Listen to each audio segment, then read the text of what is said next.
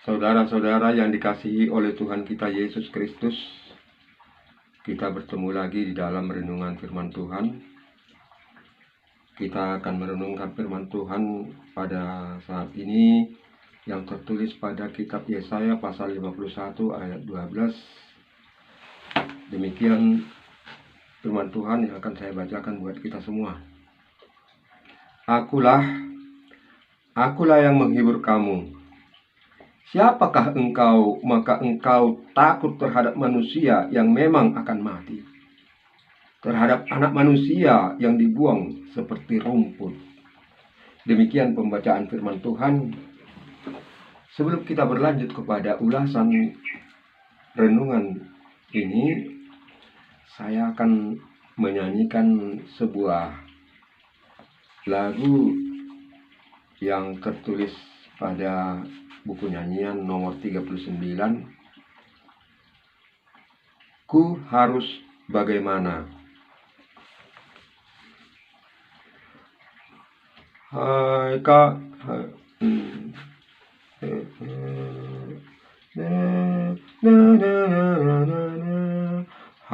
kamu yang berduka, kuatkan hatimu. Dengar berita surga, penghibur hatimu. Sang Juru Selamat dunia telah datang padamu, memberi damai sejahtera, bahagia bagimu. Tak usah kau khawatir terhadap musuhmu. Rajamu sudah hadir, pelindung bagimu. Semua musuh Tuhan kan lari dan lenyap. Kuasa kemenangannya kekal selamanya.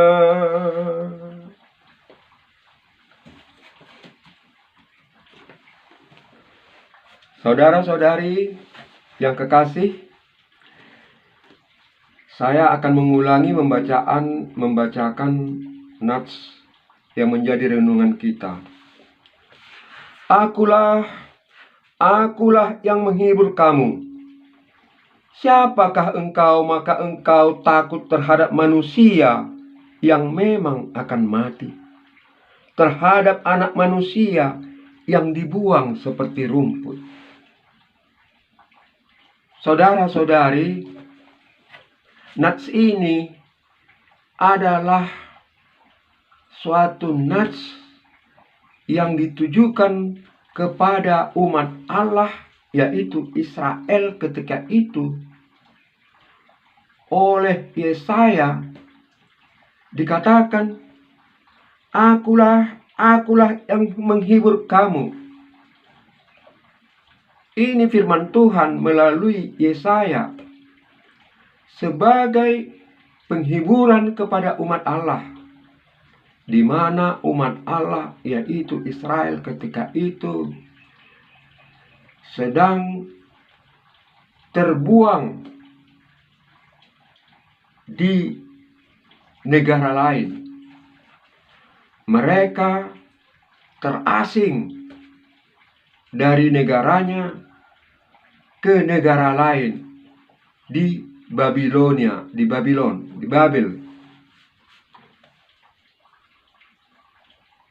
Tentu kita masih ingat bahwa terbuangnya Israel, terasingnya Israel dari negerinya ke negeri Babel adalah karena murka Allah kepada bangsa Israel ketika itu. Allah murka karena Israel hampir seluruhnya telah berbuat dosa. banyak dosa yang dilakukan oleh umat Allah. Mereka tidak setia lagi kepada Allah. Bahkan mereka telah menyembah berhala. Oleh karena itu, Allah sangat murka. Dan Allah mengizinkan bangsa lain untuk menjajah mereka. Sehingga Israel jatuh ke tangan kerajaan Babel, yaitu di negeri Mesopotamia. Mereka jatuh ke tangan bangsa lain dan mereka dipindahkan dari negerinya, dibawa ke daerah Babel. Di sanalah bangsa Israel diperlakukan seperti budak. Akan tetapi ketika sebelum Israel jatuh ke perbudakan itu, sebenarnya telah banyak disampaikan kepada bangsa Israel hal-hal untuk agar mereka bertobat. Akan tetapi mereka keras kepala, keras tengkuk. Akhirnya karena mereka tidak mau bertobat, jatuhlah mereka ke tangan musuhnya. Ketika itu Israel telah ditentukan oleh Allah terbuang di Babel selama 70 tahun. Waktu yang cukup lama bagi kita manusia. Selama 70 tahun mereka di pengasingan itu. Sebelum sampai waktunya 70 tahun mereka sudah gelisah. Mereka sudah sangat menderita. Terutama karena mereka sudah tidak lagi, seolah-olah Tuhan Allah tidak lagi memperdulikan bangsa itu. Itu perasaan mereka. Akan tetapi di dalam kegelisahan mereka itu, Nabi Yesaya menyuarakan suara Allah, yaitu suara penghiburan. Allah mengatakan yang disampaikan melalui Nabi Yesaya, Akulah yang menghibur kamu, kata Allah. Ini berarti Allah sendiri yang bisa menghibur Israel. Tidak ada yang lain bisa menghibur mereka. Karena Allah sendirilah yang dapat mengubahkan situasi dari duka cita kepada sukacita kekal. Hanya Allah. Oleh karena itu, jangan mengharap kepada siapapun. Jangan mengharap kepada manusia. Jangan mengharap kepada penguasa. Dan yang terpenting, di dalam nas ini dikatakan, siapakah engkau? Maka takut terhadap manusia yang memang akan mati. Siapakah engkau, hai Israel?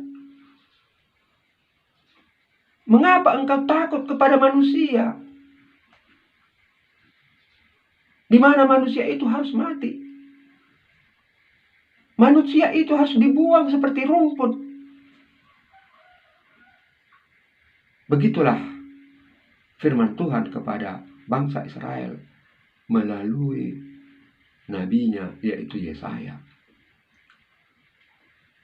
Nats ini merupakan motivasi.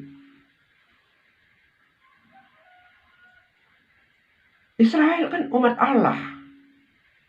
Mereka hampir melupakan itu. Makanya diperingatkan kepada mereka, siapakah engkau? Kok takut kepada manusia? Padahal manusia itu akan mati. Manusia itu seperti rumput yang akan layu dan dibuang. Begitulah gambaran manusia itu di hadapan Allah bagi terhadap orang yang tidak berkenan kepada Allah, terhadap orang yang jauh daripada Allah, kepada orang yang tidak mau dipanggil oleh Allah, bahwa manusia itu seperti rumput yang akan layu dan dibuang, dibakar. Maka Israel diingatkan kembali supaya mengenal jati dirinya. Siapakah engkau sebenarnya, wahai Israel? Berkali-kali Tuhan Allah telah mengingatkan, engkau adalah umatku, kata Allah. Ini yang dilupakan oleh Israel. Sebagai umat Allah, mereka tidak setia. Akan tetapi dengan nats ini mereka mendapat dorongan. Allah mengingatkan kembali supaya mereka mengingat, supaya mereka mengenal jati dirinya, bahwa mereka adalah umat Allah, di mana Allah sendiri tidak akan pernah meninggalkannya. Walaupun sebentar saja memang Allah memalingkan wajahnya dari umatnya. Hanya sebentar aku memalingkan wajahku daripadamu. Akan tetapi dengan kasih setia abadi, aku akan menyertaimu. Aku akan mengasihimu. Itu janji Allah. Itu yang tidak boleh dilupakan. Bapak dan Ibu, saudara-saudari sekalian. Bagi Allah memang 70 tahun itu sangat singkat. Israel memang terbuang di Babel selama 70 tahun. Akan tetapi Bapak dan Ibu, Allah melakukan penyelamatan kepada umatnya. Dia mengingat kembali umatnya yang terbuang itu, umatnya yang menderita itu. Maka Allah memberikan hati kepada Raja Kores, Raja Babel yang bernama Kores. Raja Kores dengan dorongan kasih Allah membebaskan Israel. Setelah Israel terbuang selama 70 tahun, tapi Raja Kores membebaskan mereka. Raja Kores mengembalikan Israel ke negerinya, Yerusalem. Bahkan Raja Kores mengembalikan segala hak milik daripada Israel.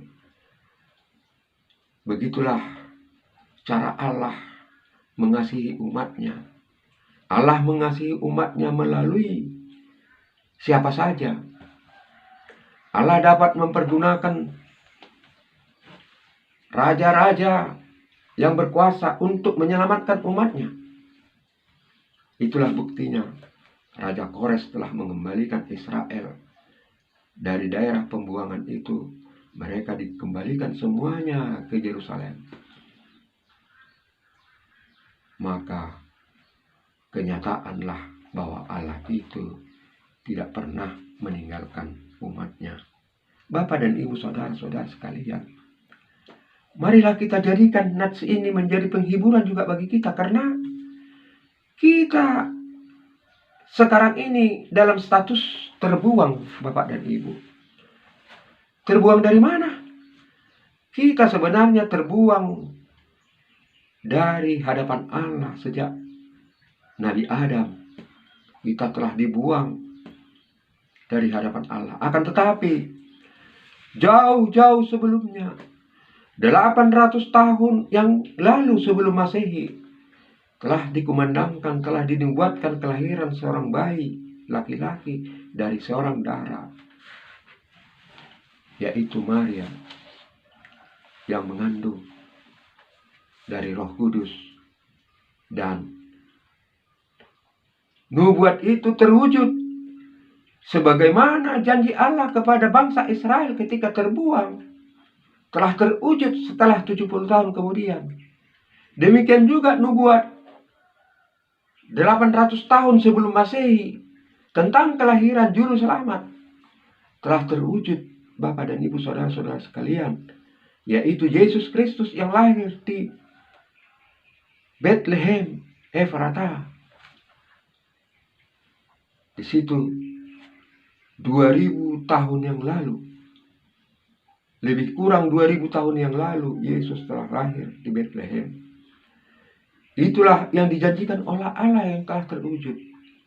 Bapak dan Ibu, saudara-saudara sekalian, kita sekarang dalam status terbuang dipanggil oleh Yesus untuk datang kepadanya.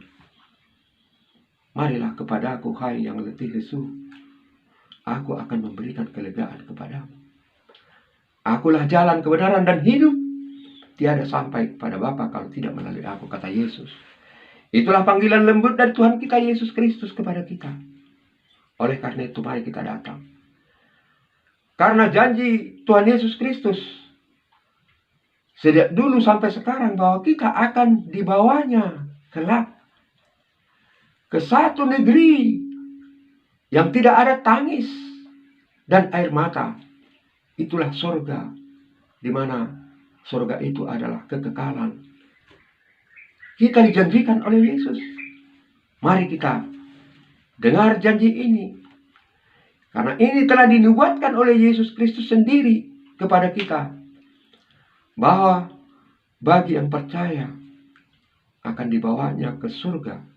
Disitulah tempat bahagia kekal selama-lamanya. Janji Tuhan ini akan kita pegang teguh. Untuk itu kita harus hidup sesuai dengan firman Tuhan. Karena siapa yang percaya dan melakukan kehendak Bapa, itulah yang akan sampai kepada kemenangan itu. Untuk mengakhiri renungan ini, saya akan menyanyikan sebuah lagu yang tertulis pada buku nyanyian nomor 178. Yesus memanggil, mari segera.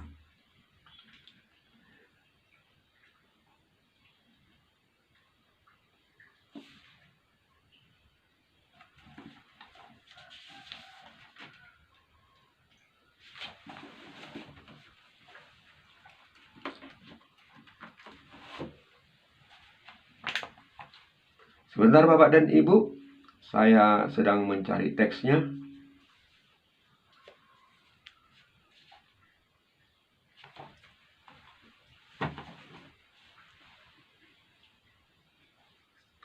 Sol, la, sol, mi, sol. Sol, la, sol, mi, sol. Saya akan menyanyikan lagu ini dari ayat 2 dan ayat 3. Yesus memanggil, akuilah kesalahanmu, dosa semua, hutang dosamu dihapuskan, dibasuh darahnya. Sungguh nanti kita bahagia, dosa kita telah dihapusnya. Bersama Yesus kita senang di surga yang bakal. Yesus memanggil, mari cepat. Dia menyambut yang berserah.